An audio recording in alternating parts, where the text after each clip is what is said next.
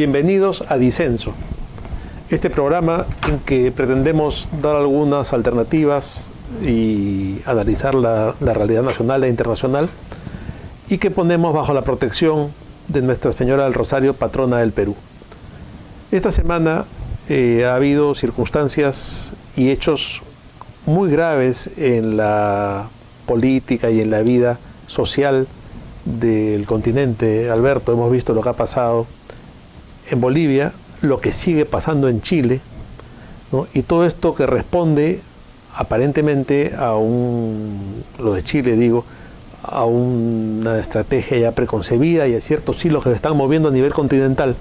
Y por otro lado, vemos el otro lado de la moneda, como en Bolivia, Evo Morales llegó al fin de su gobierno tras 14 años de atornillarse en el poder.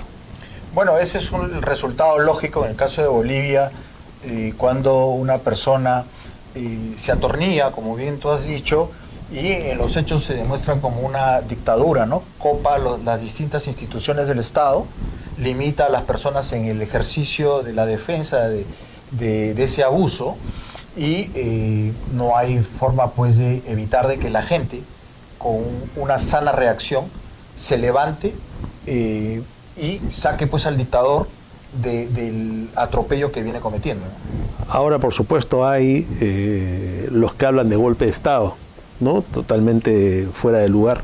Hay algunos antecedentes interesantes, ¿no? Y es que hace unos meses Evo Morales hizo un plebiscito, un referéndum, mejor dicho, y lo perdió, ¿no? Porque la gente en ese referéndum votó porque no hubiera una reelección más. La Constitución boliviana permite una reelección y no permite la tercera. Debe haber un periodo de descanso, digamos, y puede volver el mismo candidato. Pero lo que hizo él es pretender una cuarta reelección con argucias, interpretaciones. Claro, él lo que hizo fue presentar una acción de amparo, que es un tema que conversamos en el programa anterior. Pero si te das cuenta, eso es típico de una república bananera, ¿no? No lo digo solo por Bolivia, lo digo también por Perú, donde tenemos jueces, o sea, hay toda una serie de argucias de carácter legal donde un juez inspirado tipo Malson Urbina, una cosa de esas raras, ¿no? Que aparecen y supuestamente se vulnera el derecho de una persona y se tira abajo la Constitución del Estado. Así es. Eso demuestra la debilidad del sistema republicano, sobre todo por estos países, ¿no? Por nuestros países, lamentablemente. Claro, y vemos cómo Evo Morales, después de esa argucia que tú estás comentando, logra candidatear, y viene la siguiente parte del proceso, que es el fraude, que incluso hasta la OEA lo ha reconocido así. Y es importante, Luciano, que eso nos dé una lección a todos los peruanos, ¿no? La presencia del voto electrónico. Que sí, no da ninguna garantía en lo absoluto respecto al respeto del voto del ciudadano, ¿no? Porque no hay quien controle. Es decir, estos son sistemas de software muy tecnológicos, de muy avanzada tecnología, permíteme la redundancia, que digamos, los que somos simples inmortales no tenemos capacidad de poder controlar, y lógicamente acá estamos frente a un voto direccionado, ¿no? Claro, una persona con el manejo de la tecnología adecuado, pues lo que hace es uno vota por A y el voto se va para B. Ahora, y los organismos internacionales ni siquiera lo comentan. La OEA se hace de la vista gorda, porque la OEA sabemos muy bien que no sirve absolutamente para nada, ¿no? Solo para ratificar y prolongar los mandatos de gobierno de izquierda. Sí, bueno, estos organismos internacionales en realidad no sirven para nada, al extremo que han elegido como miembro de derechos humanos a Venezuela. Sí, eso es paradójico, un lugar donde tienen gente encarcelada, la están matando, ¿no? Tenemos claro, un amigo Vasco da Costa, ¿no? Que está preso y enfermo terminal, y sigue preso. Una crueldad terrible. La gente es apaleada en las calles cuando se opone al gobierno, y ellos representan internacionalmente los derechos humanos. Sí, es totalmente paradójico. Pero ahora, retomando un poco sobre lo de Bolivia, Luciano, es interesante ver algunas cosas que han venido sucediendo en Bolivia, o que felizmente ahora espero que sea el fin, que fue de alguna manera la captura del ámbito religioso por parte del gobierno. Introdujeron toda una serie de dioses raros, mitológicos, la Pachamama, el dios del río, el río de la laguna, cosas completamente creadas ad hoc para reemplazar al cristianismo y presentar al cristianismo como una especie de religión apestada, ¿no? No solamente eso, sino que una modificación constitucional que hizo Evo Morales se prohibió el proselitismo religioso, llamándolo proselitismo, ¿no? a la labor evangelizadora de Es decir, que los profesores no iglesia. podían enseñar más catolicismo o cristianismo dentro de los colegios. No, ni podía un sacerdote hacer su labor de apostolado para traer a alguien hacia la iglesia, ni tampoco otras iglesias, por supuesto, ¿no? Los evangélicos tampoco podían. Ahora, si te das hacer. cuenta, eso de ahí es la izquierda lógicamente lo utiliza para su propio beneficio dentro de este criterio de doble rasero que es típico en ellos, ¿no? Porque por un lado promovían la Pachamama, y ¿dónde queda el Estado laico? O sea, el Estado laico mal entendido por parte de la izquierda, que para ellos el Estado laico es ateísmo puro, pero cuando era Pachamama, ahí sí se fumaban la coca, se tiraban el güiro y todas esas cosas, ¿no? Es que hay otro tema más, ¿no? Para la izquierda hay esta especie de respeto a las culturas ancestrales que al final los lleva a tener una especie de zoológico humano. Por ejemplo, acá en el Perú hay una serie de comunidades no contactadas o en aislamiento voluntario en la Amazonía, y la izquierda, lejos de tratar de llegar a ellos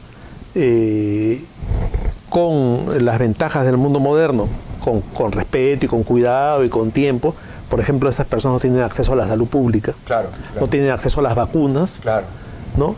Y las izquierdas hablan de que hay que respetar su cosmovisión y su cultura tradicional, ¿no? Y por otro lado aparecen otros activistas que se perciben como parte de alguna comunidad originaria y pueden ser tan occidentales como cualquiera, pero optan por ser de esa naturaleza, y como ahora todo se basa en percepciones y autopercepciones, no hay ningún control de esto y se saca todo tipo de beneficios para las ONGs. Claro, en el caso de las ONGs, lo que ellos hacen es generar una serie de consultorías millonarias para justificar, por ejemplo, donaciones de $1 millón, $2 millones, para poder contactar a esa gente, mirarlos, hacer un montón de manuales y en base a eso cobrar, ¿no?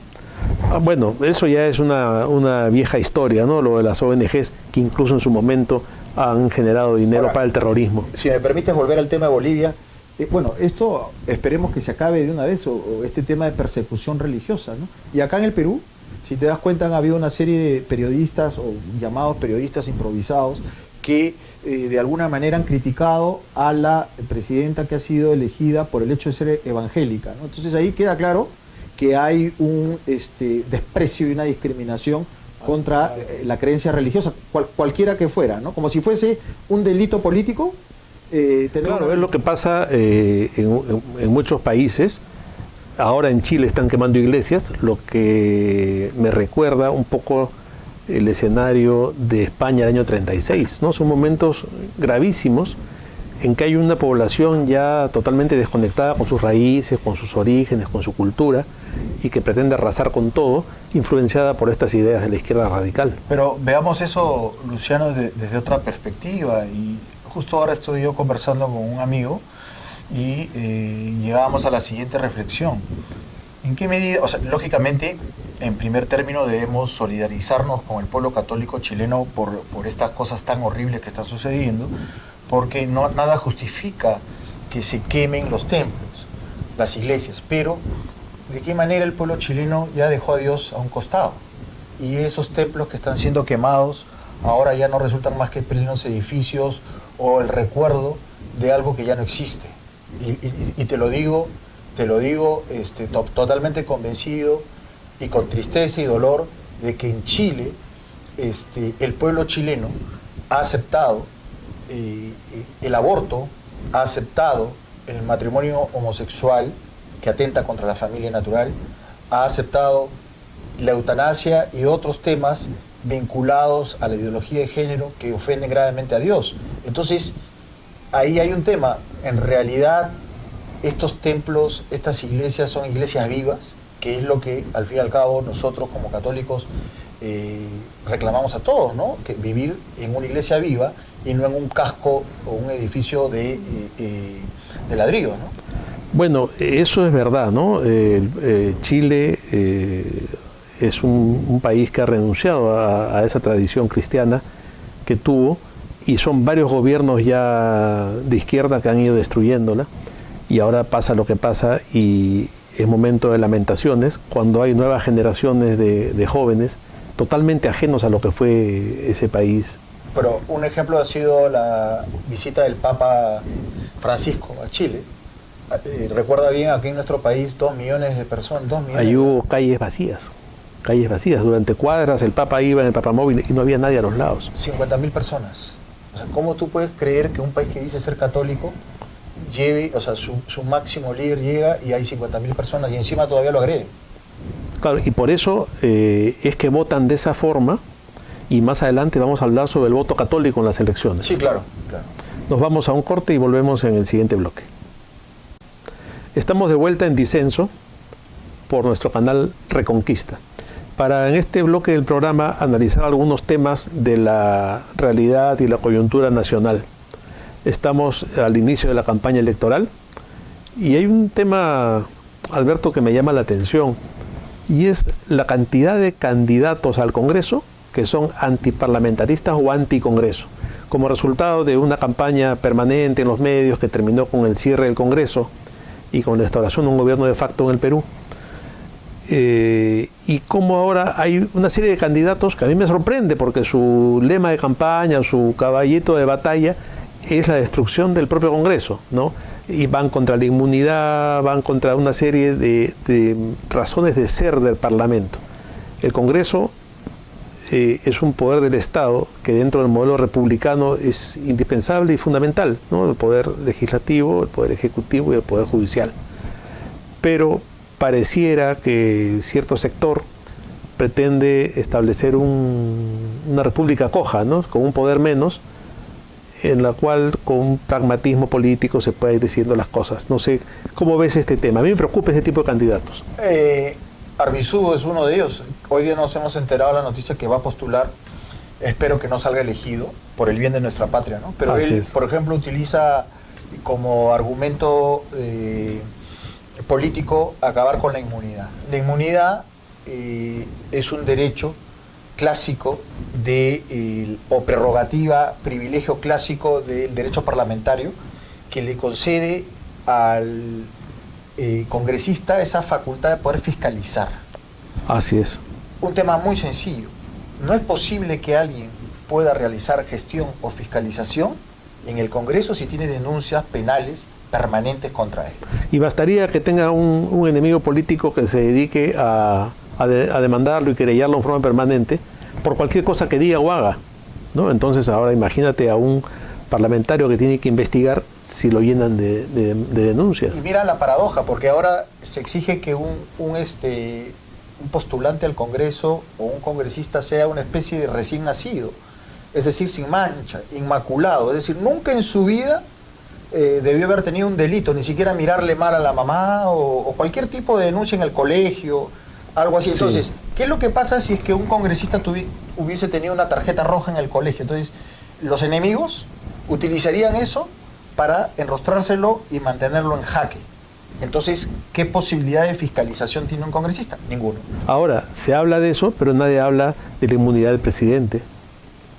Claro, si lo vemos desde el punto de vista político, lo que se está tratando es de favorecer y darle poder al Poder Ejecutivo frente al Poder Legislativo. Nuestro país ha sido un país parlamentario permanentemente, donde el poder y el desarrollo y el crecimiento ha estado en el Congreso de la República.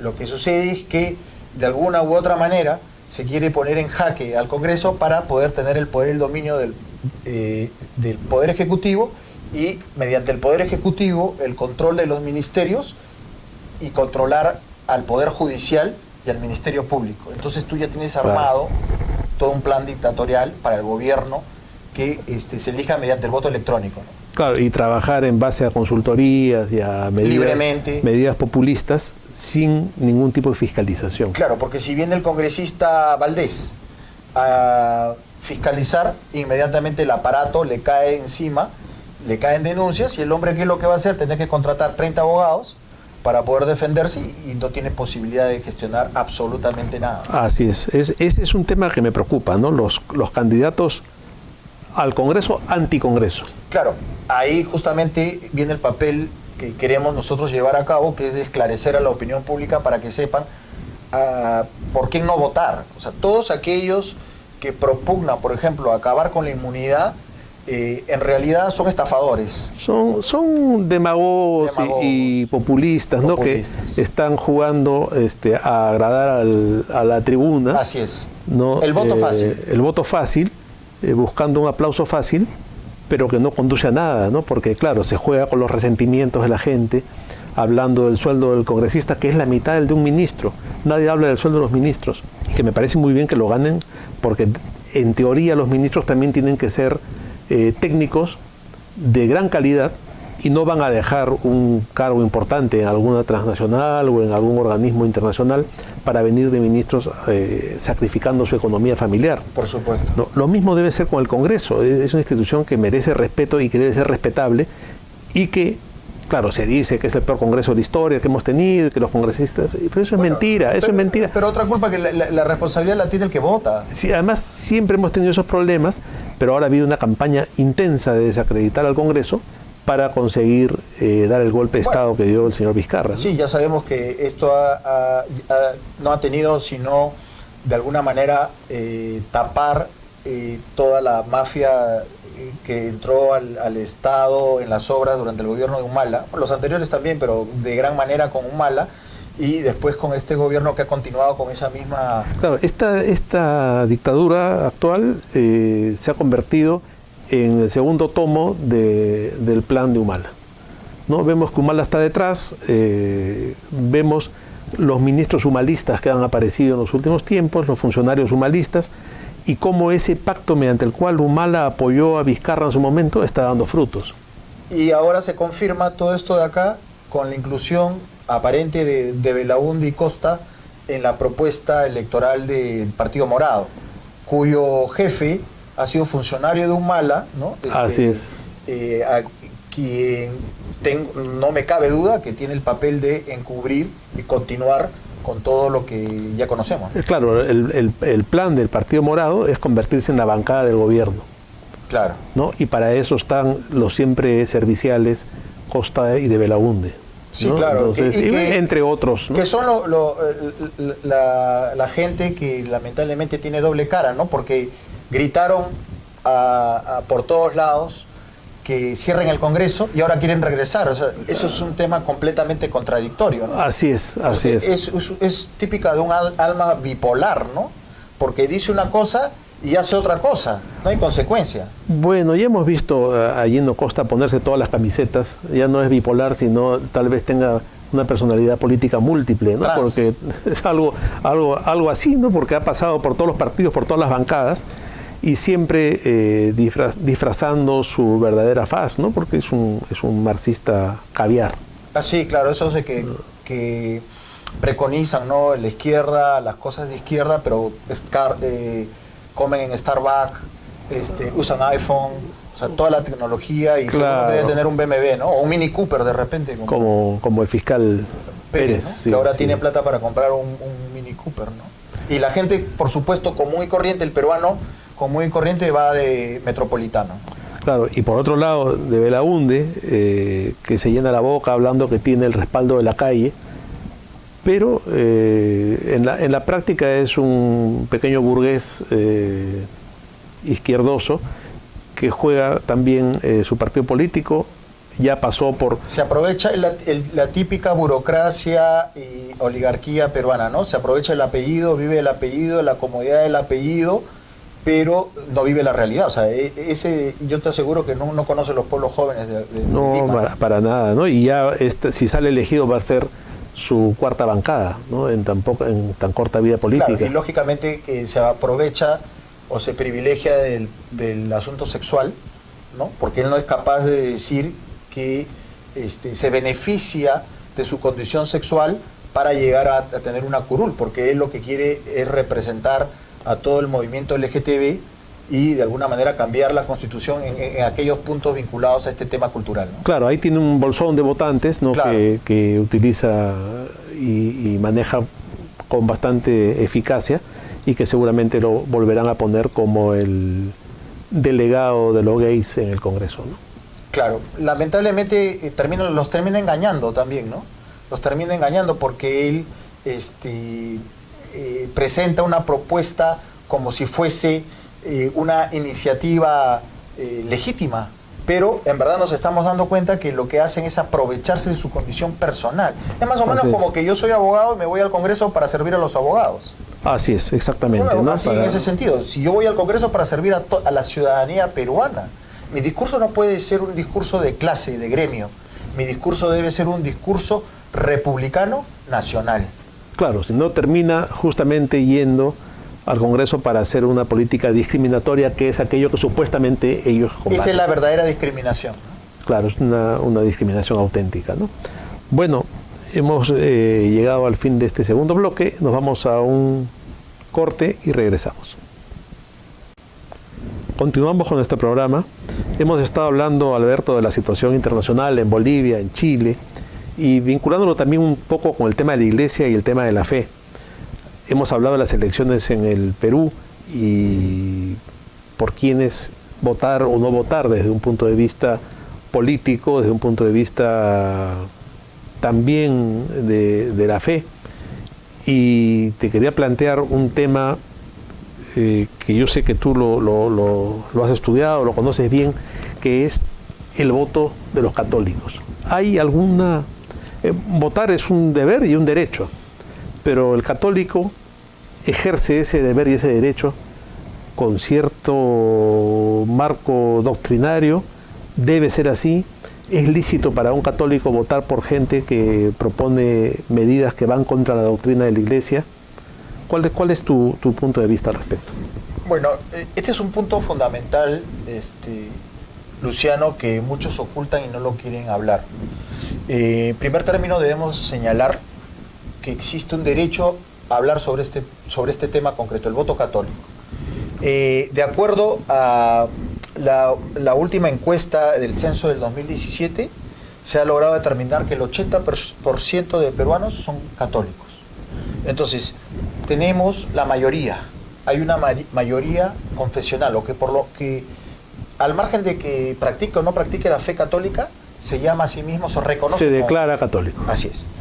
Dentro de ese marco, entonces, es lógico que podemos y tenemos el derecho de, primero, orientar, y segundo, orientar cómo debe votar un católico, o sea, cómo es que todos aquellos que tenemos una comunidad de religión debemos votar, por un lado, y por otro lado, exigir el respeto a que se nos permita participar activamente en la vida política, porque somos mayoría en este país, y por otro lado, exigir que el voto católico sea un voto de conciencia, un voto informado. ¿Cómo es que debe votar un católico? Y teniendo en consideración la gravedad de las consecuencias de nuestro voto y de los deberes que tenemos los católicos frente a la sociedad. Existe una doctrina social católica. Sí, totalmente. Y esta doctrina social católica se basa en el derecho natural. Correcto. ¿No? Entonces parte de un reconocimiento a la dignidad del hombre, que se fundamenta en su condición de hijo de Dios, de un reconocimiento de derechos básicos como el derecho a la vida, el derecho al trabajo, el derecho a la justicia, ¿no? Y también un reconocimiento a la libertad y al libre albedrío del hombre. Ahora, todo esto, ¿cómo lo traducimos? Y muchos derechos más y mucho más amplia la doctrina, pero nos cansaríamos de citar las encíclicas sociales desde León XIII en adelante, los documentos conciliares que hablan de la sociedad. Pero ¿cómo traducimos esto en un voto? ¿No? ¿Cuáles los límites y qué debe saber el católico antes de votar y cómo debe actuar? ¿Es lícito para un católico votar por un político que promueve el aborto, por ejemplo? No, eso está proscrito por la Iglesia. Primero que debemos entender que los católicos tenemos la obligación de conocer el magisterio de la Iglesia. El magisterio de la Iglesia es este conjunto de enseñanzas que a través de una serie de documentos publicados en materia de doctrina, fe y moral, la Iglesia se ha pronunciado para ilustrar a todas las almas, a todos los que somos católicos, y decirles y recomendarles cómo deben llevar la vida. A católicos y no católicos, claro, también, ¿no? Ahora, porque el hecho de que alguien no sea católico no significa que no sintonice en forma natural, por ejemplo, con el derecho a la vida. Por supuesto. ¿No? Cuando alguien ya niega ese derecho, está en una situación ya de una distorsión de la naturaleza humana, ¿no es cierto? Es importante mencionar, Luciano, que lo más bello que tiene la Iglesia es la libertad. ¿Y en qué significa esta libertad? En que no le impone al católico le dice cómo debe actuar, pero al final el que decide qué hacer es el individuo. Respeto pleno a la libertad individual. Ah, claro, desde siempre, ¿no? Pero el tema también radica en que la verdadera libertad es elegir el bien, ¿no? En la medida que tú eliges el error o renuncias al bien, también estás renunciando al ejercicio de la auténtica libertad. Claro, el tema de la libertad es que debe entenderse que es un don que conlleva una gran responsabilidad. Como católicos estamos comprometidos a ejercer nuestra libertad siempre para hacer el bien y nunca para violar los derechos de los demás. Exactamente. Por ejemplo, en el tema del feminicidio, que ahora le han puesto ese nombre, no es otra cosa que hacer el mal. Porque no importa de quién venga la agresión, ya puede ser de un hombre hacia una mujer, o puede ser de un hombre hacia un adulto mayor, o puede ser de un hombre hacia un niño, o de una mujer hacia cualquiera de los otros. Un abuso de la fuerza física para imponer a otra persona, para someterla, para maltratarla. Ponle el nombre que quieras. Ese tema siempre ha sido condenado por la Iglesia. Totalmente, siempre. ¿No? Y siempre ha protegido la Iglesia a la mujer y al niño, ¿no? Entonces ahora se ha ideologizado este tema para sacarlo de ese contexto y convertirlo en una batalla contra el hombre, contra el patriarcado y todos estos conceptos que se están introduciendo. Y es importante, ¿no?, también rescatar, Luciano, que antiguamente uno veía pues los consejos que daba la jerarquía de la Iglesia, ¿no?, cuando habían elecciones. Hoy en día ya lamentablemente no lo vemos, ¿no? Algo que nosotros sí se lo exigimos en el deber moral que tienen de poder guiar a la Grey que le ha sido encomendada, ¿no? Ya no existe más eso, ahora están más dedicados al tema de la Pachamama. Me vas a permitir tal vez una frase un poco fuerte o una frase un poco subida de tono, pero con la jerarquía que tiene la Iglesia Católica hoy en el Perú, mejor sería que no recomienden nada, porque tal vez nos conducen por un camino equivocado, ¿no? Sí, imagínate. Pero la doctrina está más allá de la jerarquía y de las personas. Y de las personas, ¿no? Son temas inmutables, trascendentes y eternos, que vienen de la Iglesia Católica de siempre, ¿no? Entonces, eso está por encima, incluso hasta del mismo Papa, ¿no? Es la doctrina, que es el depósito de la fe, el depósito un fidei, que nadie puede cambiar, que es inmutable. Y esos derechos sociales y políticos contenidos dentro de esta doctrina católica, tenemos que defenderlos y tenemos que tratar de divulgarlos para que la gente vote en concordancia con lo que cree. Ajá. Bueno, ya yendo al tema, Luciano, lo primero que podemos recomendar nosotros es que en aquella persona que, primero, el católico puede votar por cualquier político y puede votar por cualquier partido político. Nunca ha existido la intervención de la Iglesia respecto a direccionar el voto a determinado partido político o a determinado participante político. Lo que ha hecho la Iglesia es dar libertad a todos los católicos a votar, pero a votar en conciencia. Y a votar en conciencia significa votar con responsabilidad. Primer consejo, verifica cuál es la jerarquía de valores de tu candidato. Es decir, qué cosa es lo que él privilegia como oferta política para plantear en el Congreso de la República, donde sabemos que existe esa capacidad de modificar las leyes y por lo tanto la realidad nacional a partir de la modificación de las leyes. Así es. Entonces, ¿qué significa verificar la existencia de una jerarquía de valores? Significa conocer primero cuál es su posición respecto a la vida. ¿Cuál es su posición respecto a la familia? Dos puntos completamente innegociables. Y que en principio ni siquiera lo deberíamos conversar, porque asumimos que todos deben respetar la vida y la familia. Que son los dos temas centrales en el debate político y de fondo ideológico actual. Los dos grandes temas son la vida y la familia, que son los dos que están en peligro. Claro, que están permanentemente amenazados. Por ejemplo, Glave, ¿no? Maritza Glave, quien fue, espero que no postule, pero ella promovía el aborto libremente. Después Wilca también promovía el aborto. La señora Pariona, creo, también promovía. Entonces, un católico comete falta grave contra Dios si es que vota por estas personas, ¿no? Así es, claro, ¿no? Eso es una incoherencia, ¿no? Es un tema de coherencia. Arbizu también creo que se ha manifestado en ese sentido. Vagoncio, también se ha manifestado en beneficio o en favor de esta jerarquía de valores que nosotros debemos, claro, que recomendamos que primero se verifique. Una jerarquía de valores invertida. Claro. Lo segundo, examinar la verdad de lo que se ofrece. Mira, o sea, no estamos hablando acá de un tema de ¿cómo se llama?, de 10 mandamientos, sino algo mucho que engloba todo eso. Sino es primero ver si es verdad lo que esta persona me está proponiendo. Tenemos la obligación moral de verificar de que aquello que nos ofrecen es verdad, está ceñido a la verdad. Por ejemplo, ¿puede un congresista invertir o ordenar invertir dinero en alguna provincia, en algún departamento? Claro, hay congresistas que ofrecen trabajo para el pueblo, obras, y no pueden hacer obras. Por lo tanto, entonces están faltando la verdad. Están mintiendo y están ofreciendo cosas que no pueden hacer. No puedo votar por alguien que falta la verdad. No tienen iniciativa de gasto, ese congresista, ese candidato miente. Miente, entonces ya por el hecho de mentir, no puede ser votado por un católico. Así es. El otro punto es verificar de que este candidato no promueva la demagogia. Que está asociado al anterior, ¿no? Sí. Porque generalmente el demagogo también miente. Claro, pero por ejemplo, el demagogo lo que hace es robarse los sentimientos del pueblo, los sentimientos buenos del pueblo, de aspirar a ser mejor. Jugar con las ilusiones del pueblo. Eso es grave, eso es muy grave, porque la gente al final te termina odiando a la clase política. ¿Qué es lo que está pasando en el Claro, Perú, ¿no? se desengaña. Se desengaña, le da desesperanza, y si no tengo yo quien me represente o quien me pueda dar un mejor futuro, ¿para qué vivir? Claro. La demagogia es grave, es un gran peligro. Después la tercera recomendación, Luciano, es que nosotros no podemos votar por un político que diga que el fin justifica los medios.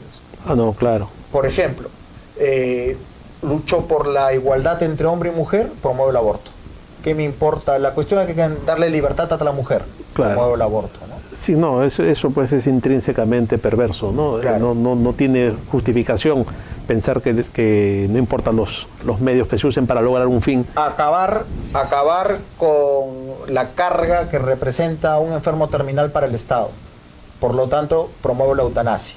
¿No? Claro. Nuevamente ahí estamos frente a un político que promueve esta política de que el fin no justifica los medios. Entonces, ni políticos que mientan, ni demagogos, ni los que justifiquen medios para conseguir fines, aunque estos sean utilitaristas, claro, ¿no? Los utilitaristas. Y el tema de los valores también. Claro.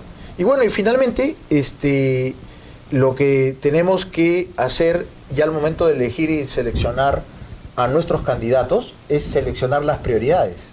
Así es. Porque solamente vamos a tener posibilidad para votar por un solo partido y por dos candidatos.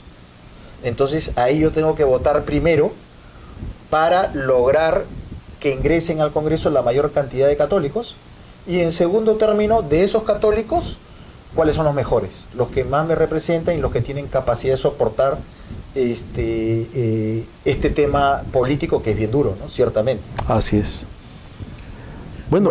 Creo que está claro y has hecho una perfecta síntesis de los temas que debe tener en mente un católico antes de votar. Permíteme un último comentario, ¿no? Los católicos tenemos obligación de ser coherentes con nuestra vida en público y en privado. Es decir, no es que yo me comporto de una manera cuando soy congresista y me comporto de otra manera cuando estoy en mi vida privada, ¿no? Entonces ese es un tema elemental, y no tampoco puedo decir yo soy católico para irme a la iglesia el domingo y cuando voto me voy a la farra. Claro, no, hay una tendencia, ¿no?, a tener una especie de Dios de kitipón, ¿no?, o de bolsillo, ¿no? Cuando en ciertas declaraciones o momentos lo sacamos y cuando hay que seguir con nuestra vida lo guardamos. Claro, eso es una hipocresía, ¿no? Claro, las cosas por su nombre, ¿no? Bueno, creo que nos hemos excedido largamente al tiempo, pero el tema era muy interesante y seguiremos hablando de esto, ¿no? Seguiremos hablando de la doctrina y de cómo el voto de un católico debe encaminarse dentro de esas pautas o dentro de esos cauces de la doctrina social de la Iglesia. Con esto, Alberto, llegamos al final del programa y nos veremos en una semana más para continuar en disenso.